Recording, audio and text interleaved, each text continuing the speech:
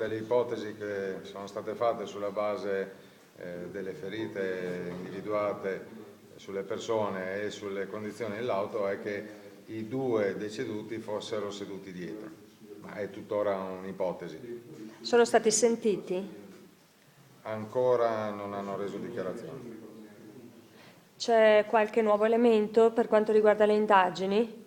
No, al momento no, stiamo valutando una delle ipotesi che sono state avanzate, cioè che loro potessero essere responsabili anche di altri colpi effettuati nella notte, ma è chiaro che le indagini sono in corso e elementi probatori ancora non sono stati raccolti.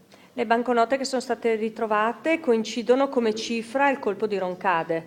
Sì, sono esattamente quelli, quindi se dovessero essere stati loro a effettuare i colpi precedenti, evidentemente hanno depositato altrove le banconote prima di effettuare l'ultimo.